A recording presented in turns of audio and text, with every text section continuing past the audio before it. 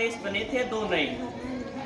और एक बहुत बड़ी बात है कि धारा 370 एक बहुत बड़ा मुद्दा था जो कि 5 अगस्त 2019 को हमारे देश में समाप्त हो गया था।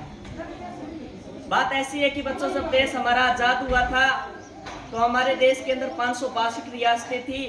उसमें से कुछ रियासतें एक देश बनाने के लिए सहमत हो गई थी, परंतु कुछ रियासतें चाहती थी हम स्वतंत्र राज्य बने और कुछ चाहती थी हम पाकिस्तान में मिले।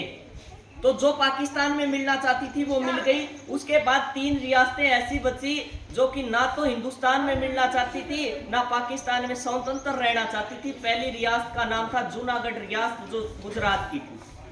दूसरी रियासत हैदराबाद रियासत, वो भी स्वतंत्र, यानी कि हैदराबाद भारत के बिल्कुल मिडल में पड़ता है और वो एक अलग देश भारत के अंदर बनाए तो ऐसा भी संभव नहीं है। और तीसरी थी जम्मू कश्मीर। ये 3 ऐसी रियासतें रह गई जो कि ना हिंदुस्तान में मिलना चाहती ना पाकिस्तान में एक स्वतंत्र देश बनाना चाहती थी।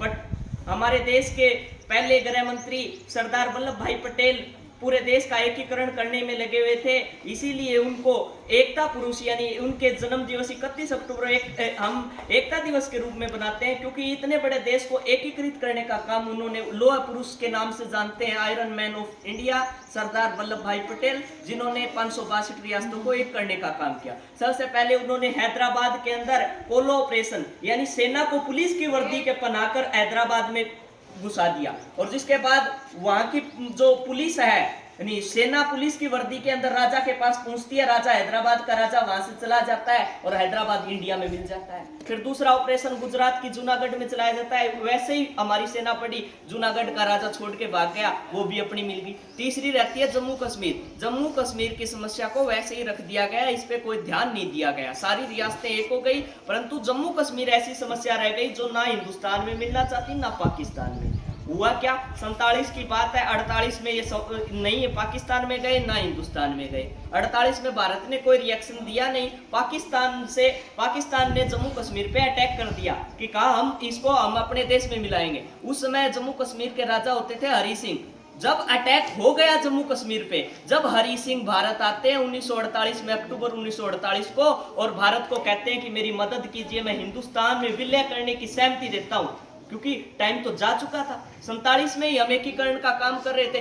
जब उस पे अटैक होता है, जब हिंदुस्तान को कहता है कि मैं विलय पत्र पर हस्ताक्षर करता हूं हरि सिंह, पर जब भारत ने अपनी सेना भेजी, जहां तक पाकिस्तान की सेना आ चुकी थी, इस साइड से हिंदुस्तान की सेना आ चुकी थी, तो होता क्या है, आधा हिस्सा जब तक पाकिस्तान कब्जे में कर चुका था और फिर एक शांति समझौता किया जाता है, भी जहां पे पाकिस्तान की सेना वो हिस्सा पाकिस्तान का रह जाएगा, जो हिस्सा हिंदुस्तान का रहेगा वो हिंदुस्तान में मिला दिया जाएगा।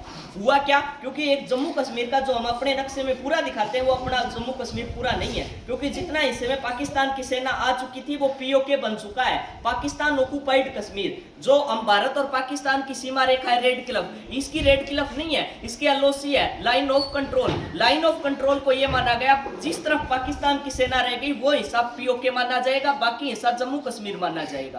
पर उस परिस्थितियों को देखते हुए भारतीय संविधान में 17 अक्टूबर 1948 को यह प्रावधान किया गया कि जम्मू कश्मीर भारत में विलय रहे, इसलिए इसे स्पेशल प्रोविजन दे दे। धारा 370 आर्टिकल इंडिया के कॉन्स्टिट्यूशन में जोड़ा गया, जिसका मतलब यह है कि जम्मू कश्मीर का एक अलग ही संविधान होगा, अलग ही विधान होगा, अलग ही झंडा होगा, यह प्रबंध देता था। परंतु एक धारा 370 ही नहीं, आर्टिकल 371 भी एक ऐसा आर्टिकल है जो 9 राज्यों को भारत के स्पेशल प्रोविजन देता है, कि जैसे कि ये 7 राज्य तो अपने पूर्वोत्तर वाले आ जाते हैं और एक आंध्र प्रदेश आ जाता है, एक स्टेट और आता है, इनको 9 को ये प्रोविजन दे रखा है। स्पेशल राज्य का प्रोविजन 371 भी देता है, पर धारा 370 तोड़ने का मतलब ये था बच्चों कि वहां का अलग संविधान, अलग झंडा, अलग विधान नहीं रहा। अब 5 अक्टूबर 2019 को इसे भारत में मिलाया गया। हुआ कैसे, ये ऐसे संभव नहीं था धारा 370 को खत्म करना। ये कहा जा रहा था ऐसे हो जाएगा वो जाएगा। 2017 के अंदर जम्मू कश्मीर के अंदर बीजेपी और पीडीपी पार्टी की संयुक्त सरकार थी, महबूबा मुफ्ती सीएम थी, और उस समय इनका गठबंधन टूटता है और महबूबा मुफ्ती सीएम पद से इस्तीफा देती है। उसके बाद जम्मू कश्मीर में 3 साल तक कोई सरकार नहीं बनी, 17 से 19 तक। और 19 के अंदर ऐसा मौका आया कि पूर्ण बहुमत से सरकार जीत के 17वीं लोकसभा में आती है और धारा 370 को खत्म करती है। 5 अगस्त 2019 को धारा 1970 खत्म करके जम्मू कश्मीर को 2 यूटीज में बांट दिया गया, पहला जम्मू कश्मीर, दूसरा लद्दाख। इसका उद्देश्य यह था कि जो जम्मू कश्मीर इतना अशांत क्षेत्र है, इसको शांत किया जाए, आतंकवाद से मुक्त किया जाए, और ये 370 को खत्म करने के बाद अपने देश का, जो हम वहां पे जमीन नहीं खरीद सकते थे इंडियंस, अब जमीन भी खरीद सकते हैं। हमारा लॉ भी वहां पे लागू होने लग गया। पहले अपनी आईपीसी, सीआरपीसी, एविडेंस एक्ट वगैरह कुछ लागू नहीं होता था, इसके बाद होने लगा। तो जब 5 अगस्त को तो ये लाया गया, परंतु दोनों राज्यों दोनों को यूटी का दर्जा है ना 31 अक्टूबर 2019 को दिया गया। मैंने 31 अक्टूबर का भी वर्णन कराया। क्या है 31 अक्टूबर खास? ये 31 अक्टूबर वो दिन है जब सरदार वल्लभ भाई पटेल की जयंती है। उसी दिन 5 अगस्त को पास तो हो गया, परंतु 31 अक्टूबर को इनको 2 यूटीज का दर्जा इसलिए दिया गया ताकि राष्ट्रीय एकता दिवस सही श्रद्धांजलि पटेल को जब भी होगी, इनको 2 भागों में बांट के और इसमें शांति कायम कर सके। तो 31 अक्टूबर 2019 को हमारे क्या बने? 2 यूटीज बने। और अभी कल गृह मंत्री अमित शाह ने यह बात कही है कि हम जम्मू कश्मीर को अब पूर्ण राज्य का दर्जा दे देंगे। तो यानी कि यूटी से हटा के उसको क्या देने की बात हो रखी है? पूर्ण राज्य देने की बात कर रहे हैं। और अभी पहली बार 2024 के अंदर, यानी 17 के बाद 24 में इतना लंबा राष्ट्रपति शासन जम्मू कश्मीर में रहा, अब 24 के अंदर चुनाव हुए, कांग्रेस पार्टी वहां पे सरकार बनाई, अभी सरकार कांग्रेस पार्टी की जम्मू कश्मीर में चल रही है। और लद्दाख एक ऐसा यूटी है जहाँ पे कोई सीएम नहीं बनता, एलजी के तौर पर राज्य शासन चलाया जा रहा है, परंतु जम्मू कश्मीर को उम्मीद हो रखी है भी जल्द ही एक पूर्ण राज्य का दर्जा दे दिया जाएगा और एक शांति, बहाली और एक खुशहाली की ओर अपना भारत बढ़ता जाएगा। जय हिंद, जय भारत।